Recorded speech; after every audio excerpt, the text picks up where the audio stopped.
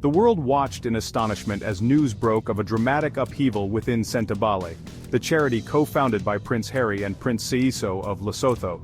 In an unprecedented turn of events, not only did Prince Harry and Prince Seiso step down from their roles as patrons, but the entire board of trustees also resigned.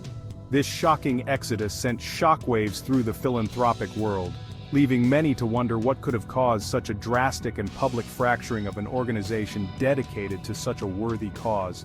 Sentabale, meaning forget-me-not in Sesotho, was established in 2006 as a testament to the enduring love of Princess Diana and a beacon of hope for vulnerable children in Lesotho and Botswana. The charity's mission, deeply personal to both princes, was to provide vital support and care to young people affected by HIV/AIDS in southern Africa. For over 19 years, Sentabale has been synonymous with Prince Harry's commitment to continuing his mother's legacy of compassion and humanitarianism. Prince Seiso, Harry's close friend and confidant, shared this dedication, making their partnership both powerful and poignant. The sight of the two princes side by side engaging with the children Sentabale served became emblematic of the charity's impact and reach. The resignations, announced in a terse statement released by the charity, cited an irreparable breakdown in the relationship between the trustees and Sentabale's chairwoman, Dr. Sophie Chandauka. The news came as a blow to the charity's many supporters and cast a long shadow over its future. What began as whispers of internal discord had escalated into a full-blown crisis, leaving Sentabale's future hanging precariously in the balance. As the dust settled, one question remained on everyone's mind. What had gone so wrong within an organization dedicated to helping some of the world's most vulnerable children? Rumors of trouble brewing within Sentabale had been circulating for months prior to the bombshell announcement of the resignations. While the charity's public face remained one of unwavering commitment to its mission, behind the scenes a different story was unfolding. Sources close to Sentabale whispered of mounting financial pressures and a growing rift between Dr. Chandauka and the board of trustees. At the heart of the turmoil lay accusations of financial mismanagement and a breakdown of trust between Dr. Chandauka and the board. The trustees, in their resignation statement, pointed to a series of decisions made by Dr. Chandauka, which they alleged were taken without their full knowledge or consent. One such decision involved the hiring of external consultants at a significant cost to the charity to develop new fundraising strategies. These strategies, however, failed to yield the anticipated results, leaving Sentabale in a precarious financial position. Adding fuel to the fire were claims that Dr. Chandauka had clashed with a major donor, leading to the cancellation of the Sentabale Polo Cup, the charity's flagship fundraising event, in 2024. The cancellation of this high-profile event, which traditionally attracted significant media attention and generated substantial funds for Sentabale, was a major blow to the charity. It also raised concerns about Dr. Chandauka's leadership and her ability to maintain the critical relationships upon which Sentabale relied. As financial pressures mounted and the relationship between Dr. Chandauka and the board deteriorated, the situation at Sentabale became increasingly untenable. The trustees, feeling they had lost confidence in Dr. Chandauka's leadership, formally requested her resignation. Dr. Chandauka, however, refused to step down, setting the stage for a bitter and very public battle for control of the charity. Dr. Sophie Chandauka, a highly accomplished businesswoman with an impressive track record in the corporate world, was appointed chairwoman of Sentabale's Board of Trustees in July 2023. Her arrival was met with optimism, with many believing her experience and expertise would be invaluable in steering the charity through an increasingly challenging fundraising landscape. Initially, Dr. Chandauka seemed to settle into her role seamlessly. She accompanied Prince Harry and Prince Seiso on a high-profile visit to Lesotho in October 2024, where they met with beneficiaries and witnessed firsthand the impact of Sentabale's work. However, behind the scenes, tensions were simmering.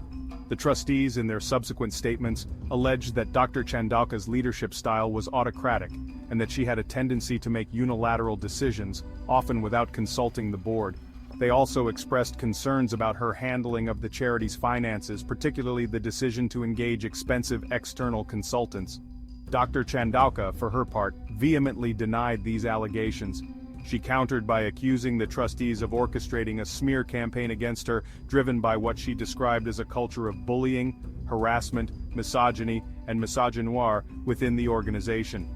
In a blistering statement released through her lawyers, Dr. Chandauka claimed that she had been subjected to a coordinated effort to undermine her authority and discredit her reputation. She further alleged that her attempts to raise concerns about what she perceived as financial irregularities and governance issues within Sentebale had been met with resistance and hostility. Dr. Chandauka's allegations painted a starkly different picture of the events that led to the resignations, raising serious questions about the culture and governance of the charity. Section 4. The Future of Sentebale, Uncertainty and Hope. The resignations of Prince Harry, Prince Seiso, and the Board of Trustees have left Sentebale reeling and facing an uncertain future. The charity, already grappling with financial pressures, must now navigate the fallout from the very public and acrimonious breakdown in relations between its leadership. The loss of Prince Harry and Prince Seiso as patrons is a significant blow.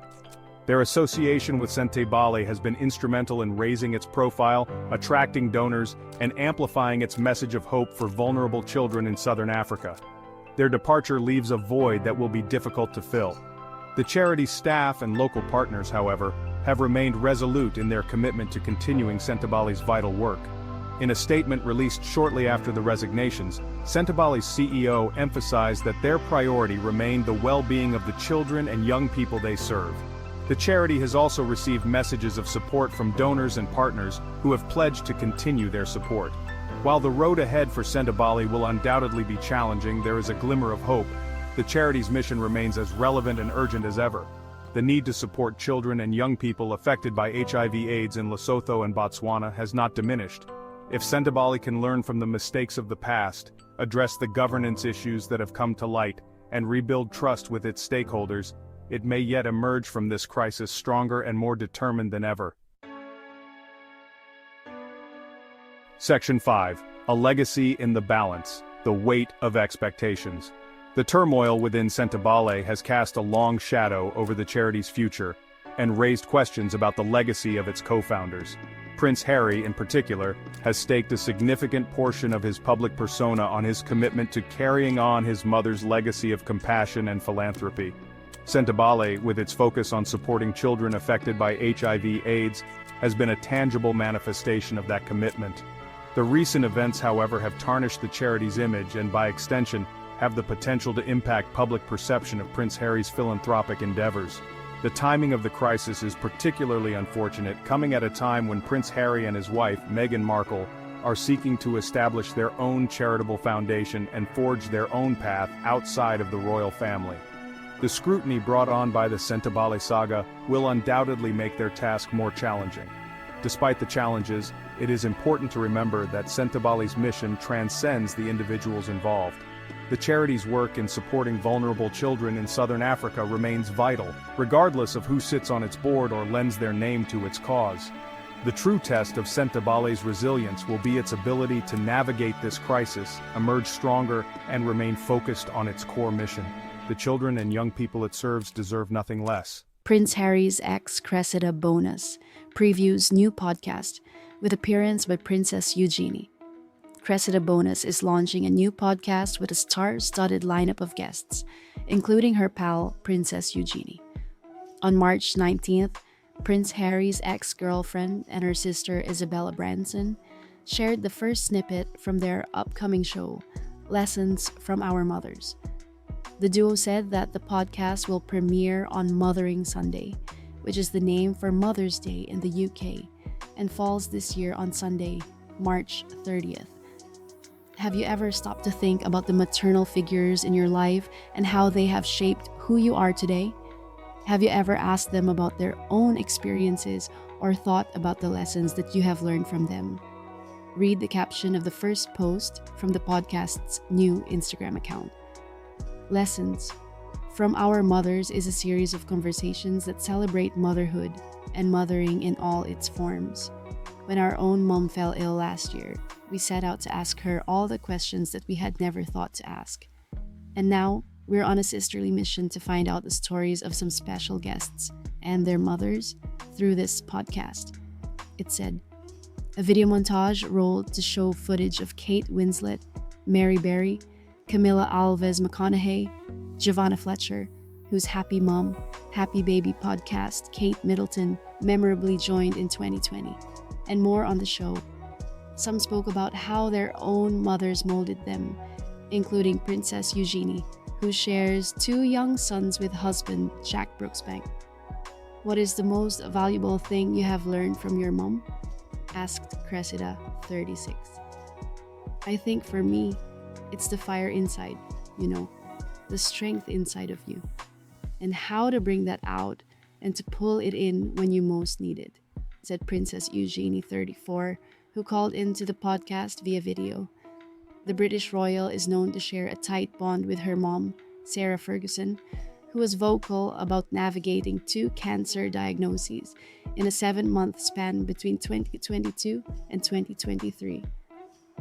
The Duchess of York's elder daughter, Princess Beatrice, said in May 2024 that their mother was all clear following the health scares. Princess Eugenie, 34, and Cressida have been friends for over a decade, and Eugenie was the one to introduce Cressida to her cousin Harry.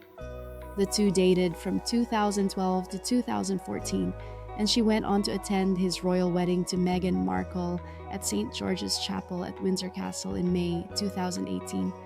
The Duchess of Sussex is also getting ready to unveil a female-focused podcast this spring.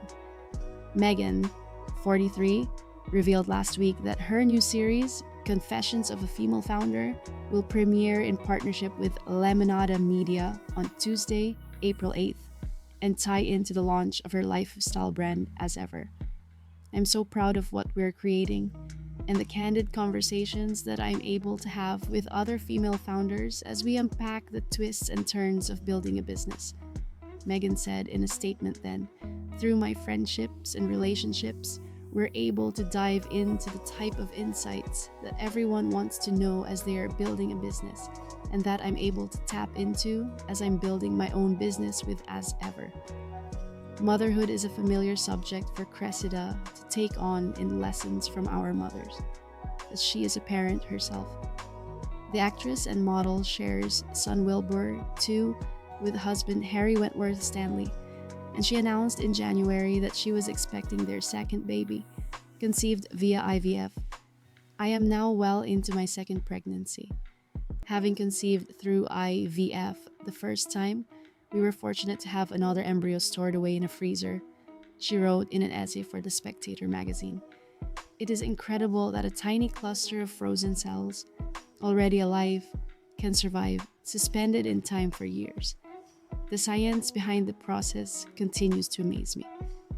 She and her sister Isabella, who is married to Richard Branson's son Sam, hinted that they'll take on the highs, lows, and surprises of motherhood alike in Lessons from Our Mothers, available wherever you get your podcasts on Mother's Day, March 30th. Prince William brings national treasure, Mary Berry, to tears with surprise video for her 90th birthday. Prince William took some time to record a very special birthday message. The Prince of Wales, 42, surprised TV chef and baking expert Mary Berry with a birthday message as she appeared on the UK's The One Show in a special episode celebrating her 90th birthday on Monday, March 24th. Berry was played a series of birthday messages from famous friends, kicking off with a message from Prince William, leaving the former The Great British Bake Off judge visibly stunned. Introducing the video, the One Show host said the message came from somebody very special who says that you've taught him everything he knows about baking. I want to wish you a very happy 90th birthday, Prince William said in a selfie-style video. You are a true national treasure, and we've loved working with you over the years. Have a fantastic day today. He then joked, I dread to think who's cooking your cake and the criticism they might get, but good luck, and I hope it goes really well. An emotional Berry blinked back tears and said in reaction to the message, what an honor. Prince William reposted a clip of the special moment shared on the show's Instagram page on Monday, as he wrote, Happy birthday, Dame Mary.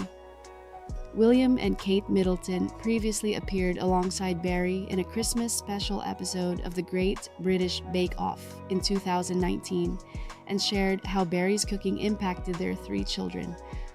One of Prince Louis's first words was "Mary, because right at his height are all my cooking books in the kitchen bookshelf," said Kate, per the UK newspaper Mirror. "Your face is all over your cooking books." And he would say, "That's Mary Berry." Berry officially departed the Great British Bake Off in 2016 and was made a Dame Commander for her career in cooking and writing in 2016-2021. During Monday's episode of The One Show, Berry also received birthday messages from friends Joanna Lumley, Great British Bake Off judge Paul Hollywood, British chef and presenter Andy Oliver, and her husband Paul.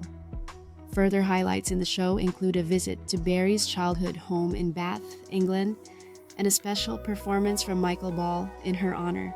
Meghan Markle uses her initials for new fashion website, but it's not MM. The Duchess of Sussex is sharing links to some of her favorite style finds on a new Shop My page. Meghan Markle opted for initials when choosing the URL for her new fashion website, but they might not be what you expected. The Duchess of Sussex, 43, revealed on March 24th that she started a Shop My page linking to some of her favorite style finds. While her name is listed as Meghan, Duchess of Sussex, on the site, the URL is simply shopme.us/mess, seemingly a shorthand for Meghan Sussex. The URL shopme.us/Meghan was already taken, although it doesn't seem to be active. Queen Elizabeth gave Prince Harry and Meghan the titles of the Duke and Duchess of Sussex on their wedding day in 2018.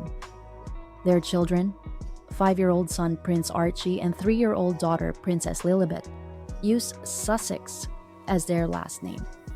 Meghan recently shared in an exclusive interview with People what it means to have a family name.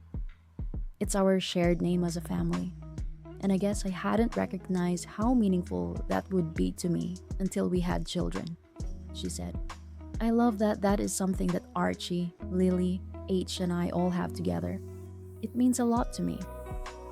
Describing the Sussex name as part of our love story, she adds, "I think as the kids get older, they're so excited about, oh my gosh, Mama and Papa, how did you meet? I think that will come with time as they get older, but for right now, a huge part of our love story is that we share the name Sussex." The name also came up in the second episode of With Love, Meghan on Netflix, when Meghan corrected her friend Mindy Kaling. Talking about what they ate growing up, The Office star said, "People wouldn't believe that Meghan Markle ate a Jack in the Box." Meghan replied, "It's so funny too, that you keep saying Meghan Markle. You know I'm Sussex now. You have kids and you go, no, I share my name with my children," she added. "I didn't know how meaningful that would be to me, but it just means so much to go, this is our family name, our little family name." When Meghan appeared on the Drew Barrymore show earlier this month, the host introduced her as Meghan Sussex, ahead of a segment. Meghan's Shop My page features a hand-picked and curated collection of the things I love. "I hope you enjoy them," she wrote, adding that some products may contain commissionable links. The Duchess of Sussex links out to many familiar pieces, from some of her go-to sunglasses to oversized button-down shirts, like those that feature heavily on With Love, Meghan. She also linked to the page on her Instagram stories on March 24th, writing, "Many of you have asked, so here you go. A little shopping to start the week. More to come." Why Princess Madeleine of Sweden won't use her royal title as she launches skincare line. The Swedish princess is using her little-known last name for the new business. Princess Madeleine of Sweden is getting into the skincare game, but her royal title won't be part of the branding. On March 24th, King Carl XVI, Gustav's younger daughter, announced that she was starting a skincare line called Minlen with Swiss company Veleda, but she clarified that she wouldn't use her princess title in the business venture. "I'm excited to share that I am launching Minlen, a natural skincare line developed in collaboration with Weleda, a global leader in certified natural skincare.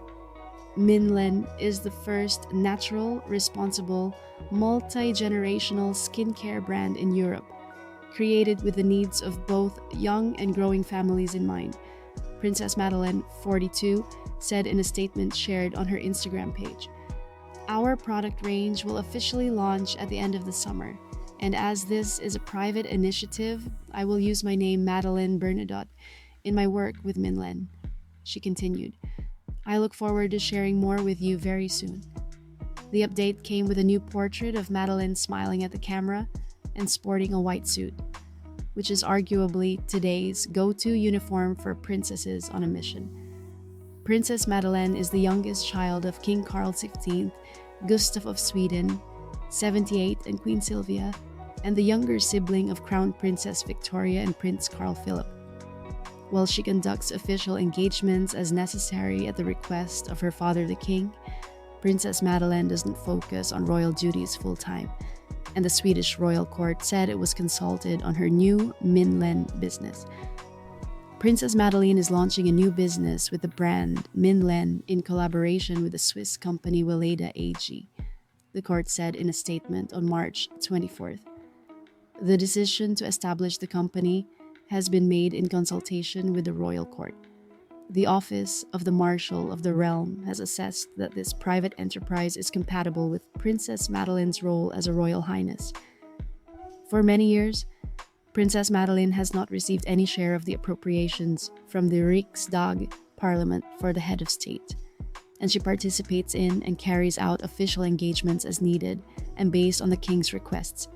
It continued, specifying that Madeleine doesn't receive government money. Instead, she has been actively involved with the World Childhood Foundation and various patronages. This new business venture will not affect her continued dedication to these causes. The princess's primary focus remains the well-being of children, said the palace. As this is a private business venture, independent of her role within the royal house, Princess Madeleine will use the name Madeleine Bernadotte in business contexts. The House of Bernadotte is the dynastic house of the Swedish royal family and has been in power for over 200 years.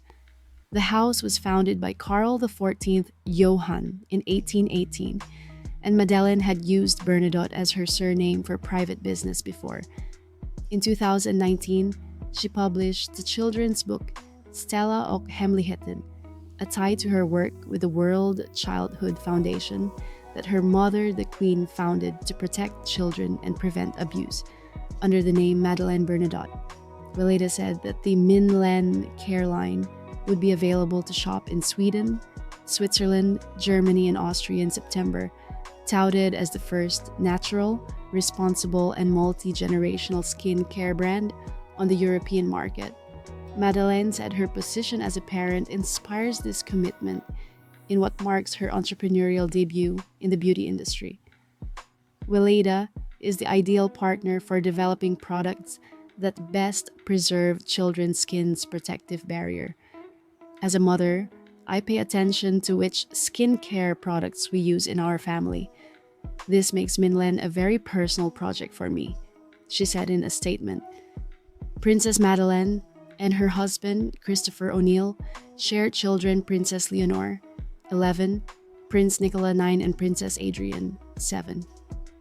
The family of 5 moved back to Madeleine's home country of Sweden in the summer of 2024 after living in Florida for a few years. The Minlen name has a personal tie to Madeleine, as Len is her nickname. The brand's title is derived from the Swedish words min and soft, and the products will feature Swedish medicinal plants like linseed, wild blueberry, and sea buckthorn. The first collection is set to feature face cream, shampoo, shower gel, lotion, lip balm, and body oil, and it will expand to include sunscreen in 2026. King Charles and Queen Camilla postpone visit, with Pope Francis as church leader recovers. The royal couple will still travel to Italy in April, with some changes to their schedule. King Charles and Queen Camilla won't meet with Pope Francis as planned during their upcoming trip to Italy. On March 25th, Buckingham Palace announced that the King and Queen's visit to the Holy See has been postponed by mutual agreement in light of medical advice for the leader of the Catholic Church. Pope Francis, 88, has been advised to rest after being discharged from the hospital on March the 23rd following a 38-day stay. King Charles, 76, and Queen Camilla, 77, are understood to have sent the Pope their wishes for his recuperation and hope to visit him at the Vatican once he has recovered. The King and Queen were due to meet with the Pope during their upcoming trip to the Holy See in Italy from Monday, April 7th to Thursday, April 10th, in a visit that will overlap with their 20th wedding anniversary on April 9th. It's understood that the royal couple will continue with the visit to Italy, though the itinerary might shift amid the latest change. It emerged last week that the king wrote a letter to Pope Francis for his recovery. A palace source said then it was their hopes and prayers that Pope Francis's health will enable the visit to go ahead, in sentiments echoed by the king and queen, sources say. As sovereign, King Charles is the head of the Church of England, and his meeting with the Pope was highly anticipated in the year of a papal jubilee, which occur every 25 years. Pope Francis was initially hospitalized on February 14 for bronchitis and diagnostic tests, the Vatican said in a statement then. He began treatment, but developed double pneumonia and his condition worsened, with several updates, including slight improvements, shared before his release on March 23rd. Prince Harry devastated as he quits African charity. He found it in Princess Diana's honor. What's transpired is unthinkable. The Duke of Sussex and his friend Prince Seizo of Lesotho have resigned as patrons of their beloved charity Sentebale. Prince Harry shared that he's made the devastating decision to resign from his beloved African charity following reported infighting within the organization. The Duke of Sussex, 40, set up Sentebale alongside his friend Prince Seizo of Lesotho in 2006 in memory of both of their late mothers. The charity focuses on lifting up young people caught in the HIV/AIDS crisis in Lesotho and further afield in southern Africa. But now, both have stepped down amid claims about the charity's governance. The Charity Commission, based in the UK, is investigating. Their departures stem from a breakdown in relations between chairwoman Dr. Sophie Chandaka, who was appointed to the role last year, and the board of trustees. The trustees, who include Harry's close friend Mark Dyer, who introduced him to Prince Seiso and the country of Lesotho, also stepped down. In a joint statement, Prince Harry and Prince Seiso said, "What's transpired is unthinkable. We are in shock that we have to do this, but we have a continued responsibility to Sentebale's beneficiaries, so we will be sharing all of our concerns with the Charity Commission as to how this came about." Nearly 20 years ago, we founded Sentebale in honor of our mothers. Sentebale means forget-me-not in Sesotho, the local language of Lesotho, and it's what we've always promised for the young people we've served through this charity. Today is no different, they continued.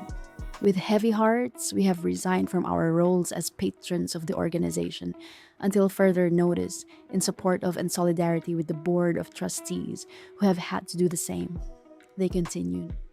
It is devastating that the relationship between the charity's trustees and the chair of the board broke down beyond repair, creating an untenable situation. Dr. Chandauka is suing trustees after they questioned whether she was best placed to chair the board. The prince's statement continued. These trustees acted in the best interest of the charity in asking the chair to step down while keeping the well-being of staff in mind. In turn, she sued the charity to remain in this voluntary position, further underscoring the broken relationship. They went on to thank the trustees for their service over the years and added, "They're truly heartbroken they've had to follow through with this act. Although we may no longer be patrons, we will always be its founders. and we will never forget what this charity is capable of achieving when it is in the right care, they concluded. Prince Harry set up Sentebale 2 years after visiting Lesotho during his gap year after school and before joining the army. He saw it partly as continuing the legacy of his late mother, Princess Diana, who campaigned to help those with AIDS. A spokesperson for the Charity Commission, which registers and regulates charities in England and Wales so the public can support charities with confidence, told People in a statement, "We can confirm that we are aware of concerns about the governance of Sentebale. We are assessing the issues to determine the appropriate regulatory steps." Dr. Chandauka said in a statement obtained by People that she had been guided by the principles of fairness and equitable treatment for all, regardless of social status or financial means. There are people in this world who behave as though they are above the law and mistreat people, and then play the victim card and uses the very press they disdain to harm people who have the courage to challenge their conduct, the statement continued.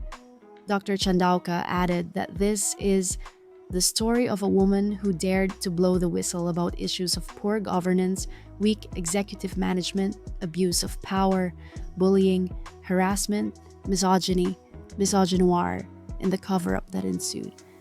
She also went on to say that her work with the charity was not a vanity project from which I can resign when I am called to account. I will continue to faithfully perform my role as chair of the board, and I look forward to the opportunity to work with others who are interested in issues of health, wealth, and climate resilience for young people in Africa, Dr. Chandauka added. Sentebale said in a statement obtained by People that the charity has not received resignations from the royal patrons. They added, "We are pleased to confirm the restructuring of our board on 25th March 2025 to introduce experts with the capabilities and networks to accelerate Sentebale's transformation agenda as announced last year." The Duke of Sussex regularly visits Lesotho and was last there in October 2024. He has also taken part in annual polo matches around the world to raise money for Sentebale. It's thought this has brought in around $10 million over the last 10 years. Princess Beatrice reveals months of sheer worry during her stressful pregnancy and preterm birth of daughter Athena. The British royale said, "It took more than a few weeks for the tears of relief to dry after her daughter's arrival on January 22nd. Princess Beatrice is speaking candidly about the experience of welcoming her baby daughter, Athena preterm.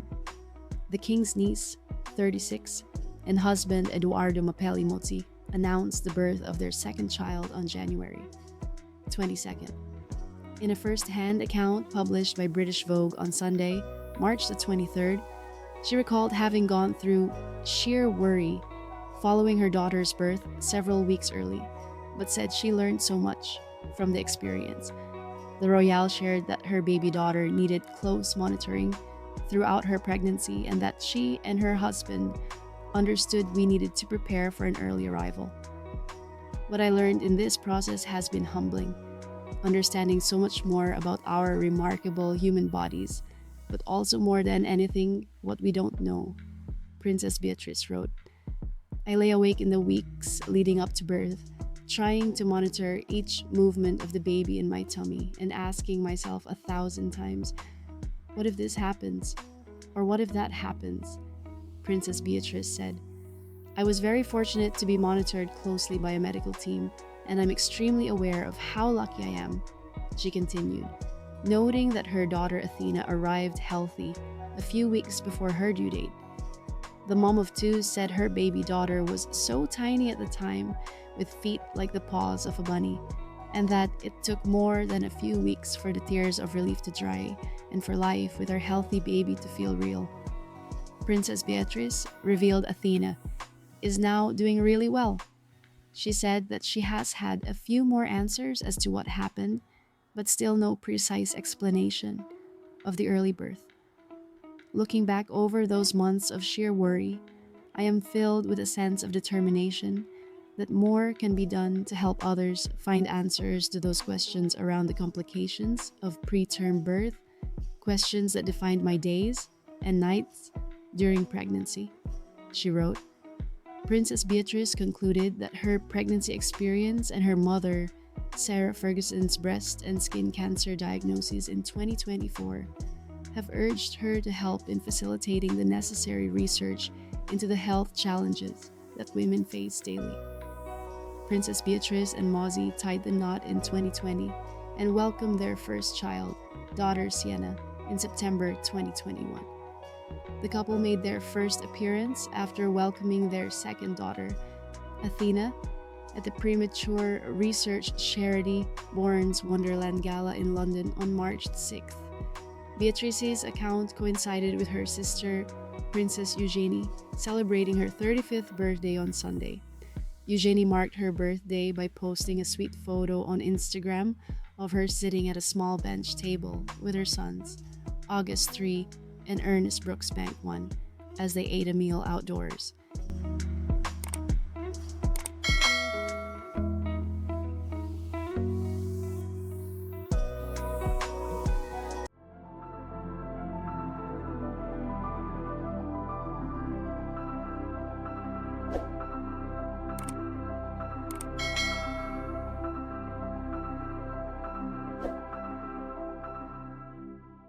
Prince William joins forces with TV star in Scotland as he continues one of his key royal initiatives.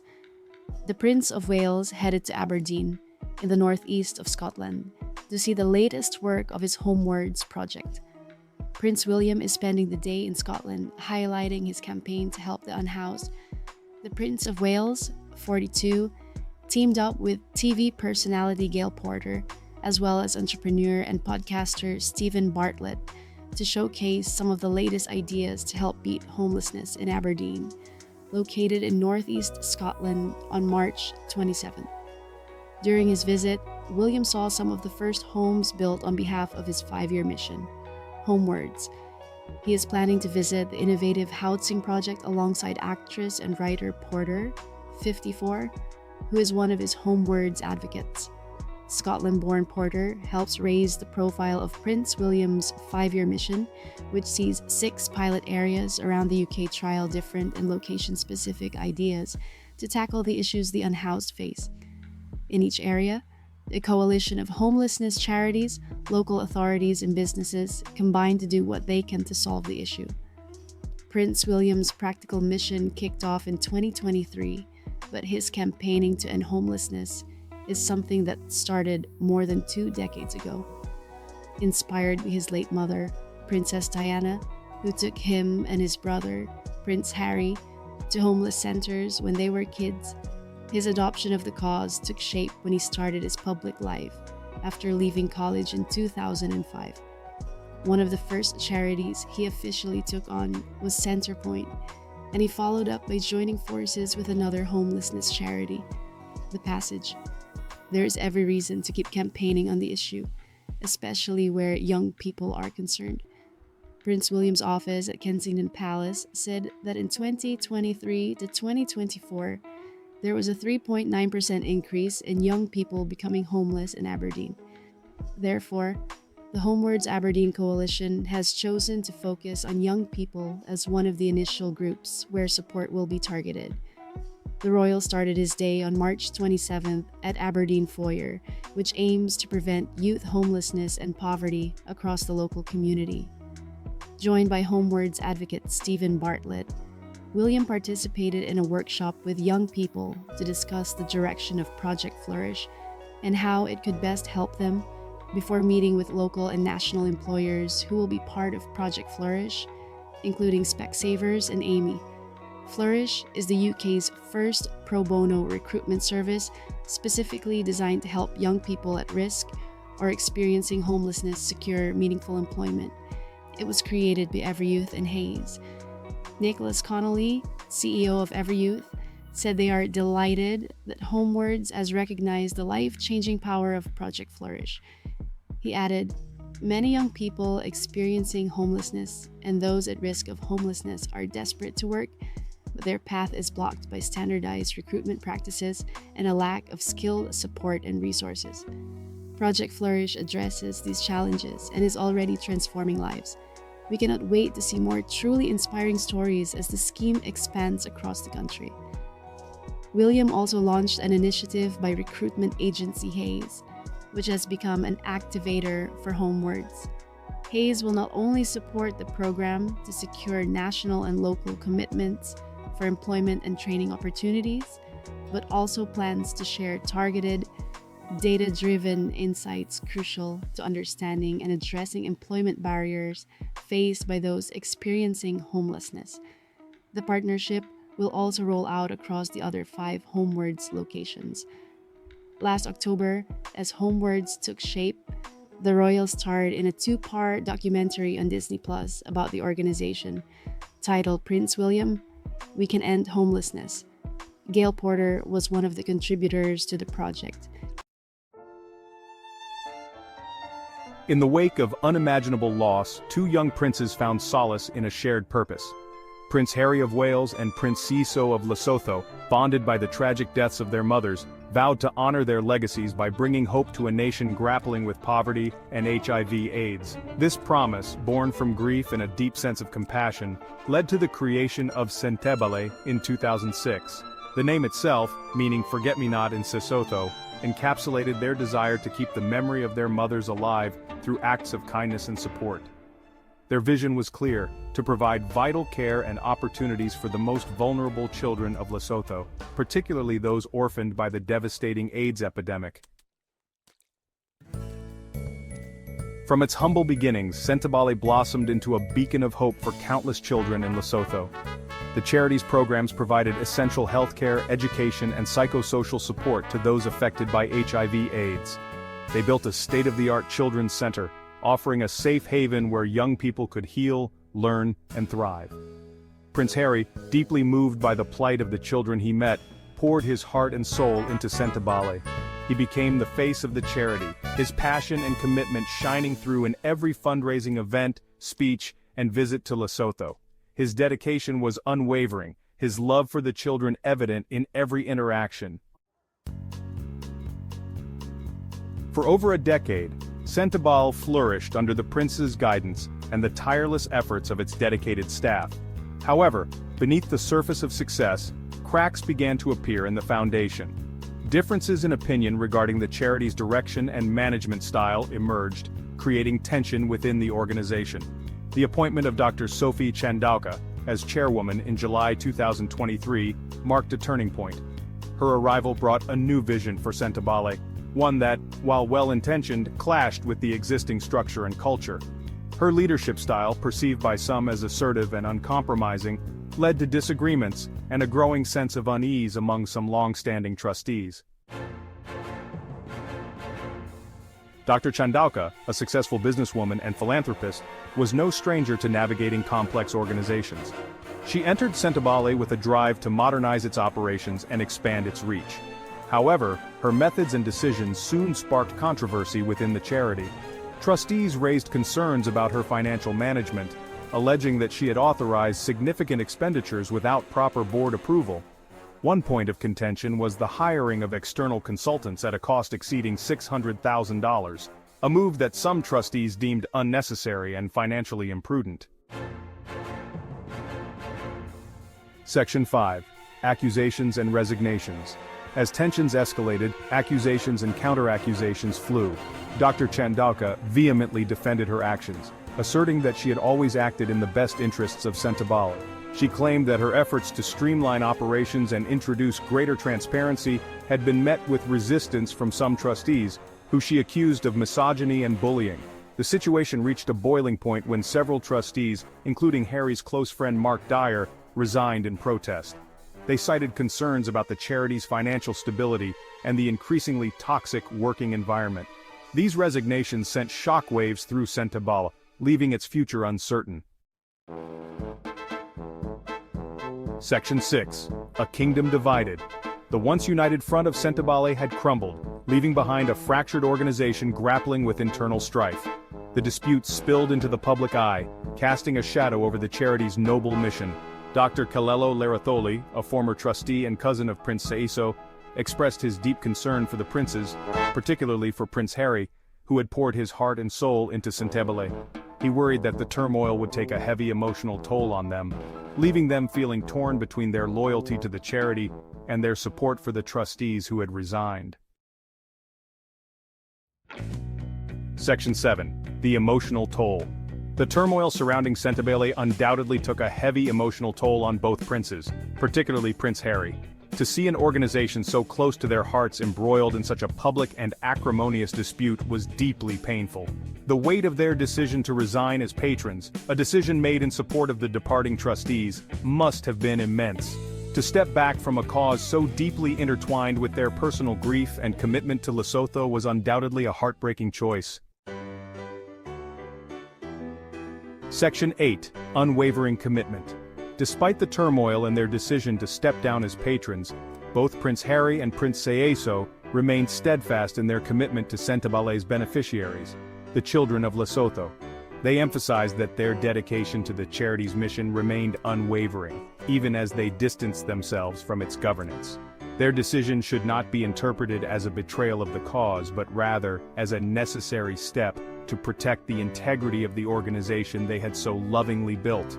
Their hope, they expressed, was that by stepping back, they would allow Centebale to heal and refocus on its core mission of serving vulnerable children. Section 9. The Future of Centebale. As Centebale navigates this challenging chapter, its future remains uncertain. The Charity Commission's investigation into the governance concerns will undoubtedly shape the organization's path forward. The outcome of the investigation will determine the extent to which Centebale can move beyond this crisis and rebuild trust. What remains clear is the enduring need for Centebale's vital work in Lesotho. The children who rely on the charity's support deserve a future free from poverty, stigma, and the threat of HIV/AIDS. It is the hope of all involved that Centebale can emerge from this period of turmoil stronger and more resilient, its commitment to the children of Lesotho unwavering. King Charles issues first statement after hospital stay, reacts to Myanmar tragedy. At this most difficult and heartbreaking of times, my wife and I send our deepest possible sympathy, the monarch said in a statement on March 29th. King Charles is showing his support for Myanmar after a devastating earthquake killed over 1,000 people and injured thousands more. On Saturday, March the 29th, the monarch, 76, addressed the people of Myanmar in a post on his Instagram stories. The statement came just 2 days after Buckingham Palace confirmed he was hospitalized due to the side effects of his cancer treatment. Charles publicly announced his cancer diagnosis in February 2024. The king began by stating that he and Queen Camilla were most dreadfully shocked and saddened to learn of the devastating earthquake in Myanmar, with its tragic loss of life and appalling damage to homes, buildings, and livelihoods, not to mention the destruction of sacred pagodas, monasteries, and other places of worship. I know that the people of Myanmar continue to endure so much hardship and tragedy in your life, and I have long admired your extraordinary resilience and spirit, he continued. At this most difficult and heartbreaking of times, my wife and I send our deepest possible sympathy to all those who have suffered the profound tragedy of losing their loved ones, their homes, and their precious livelihoods. Charles concluded the statement, singing it, Charles R. King Charles was hospitalized at the London clinic following scheduled and ongoing medical treatment for cancer this morning, Buckingham Palace said in a statement shared with People on Thursday, March 27th. He experienced temporary side effects that required a short period of observation in the hospital and, as of March 27th, was recovering at Clarence House, according to Buckingham Palace. The King's events scheduled for that afternoon and the following day were postponed, as a precautionary measure, acting on medical advice, Buckingham Palace said. Charles was set to visit Birmingham on Friday, March the 28th, for a series of engagements. Palace aides did not give further details on King Charles' particular condition or treatment program, though palace sources said his recovery continues to trend in a positive direction. One royal source described the hospitalization as the most minor bump in the road that's very much heading in the right direction. King Charles' message of support for Myanmar comes a day after a 7.7 magnitude earthquake struck the country, resulting in a total of 1,007 known fatalities. The country's military council confirmed on Saturday, March 29th, per BBC News. A total of 2,389 people have reportedly been injured by the earthquake as of March 29th, while at least 30 remain missing, according to the outlet. The earthquake struck at midday about 10 miles northwest of the city of Sagaing and was followed by a second 6.4 magnitude earthquake just 12 minutes later, stretching approximately 11 miles south of the city, per an initial report from the United States Geological Survey. Queen Camilla had a royal outing to a TV set on the same day. King Charles was briefly hospitalized. The king canceled planned events after experiencing temporary side effects from his cancer treatment. Queen Camilla had a royal outing on the same day that her husband, King Charles, was briefly hospitalized amid his cancer treatment. The Queen, 77, visited the set of the ITV crime thriller Trigger Point in London on Thursday, March 27th. She was seen getting behind the camera and chatting with lead actress Vicky McClure, who shared a look at the bomb suit she wears on the show as ex-military bomb disposal operative Lana Washington. Trigger Point debuted its first series in January 2022 and was later picked up by Peacock for distribution in the US. Currently filming their third season, the cast and crew gave Queen Camilla a thorough look behind the scenes of the drama, which follows McClure's character as she heads up a Metropolitan Police bomb squad. The Queen watched a shot being coordinated by VFX supervisor Mark Robinson, alongside executive producer Jed Mercurio, and also got to use the clapperboard. Trigger Point, take one, she announced in a video shared by ITV on their Instagram page.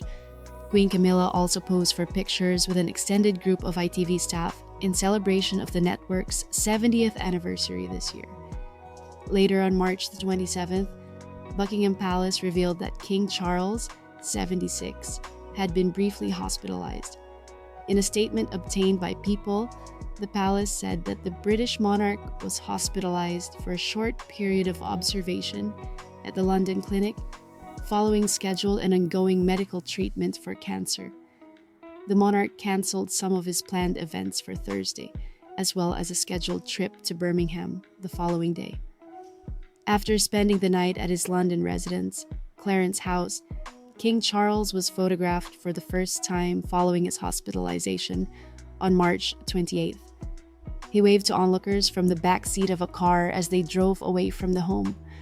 Royal aides have not announced any further details on his particular condition or treatment program. However, palace sources say the king's recovery continues to trend in a positive direction. It is the most minor bump in the road that's very much heading in the right direction, a royal source said on Thursday. King Charles announced his cancer diagnosis in February 2024, following a 3-day hospital stay for a prostate procedure. Although his type of cancer has not been publicly disclosed, it was later clarified that the king does not have prostate cancer. The king is grateful to his medical team for their swift intervention, which was made possible thanks to his recent hospital procedure.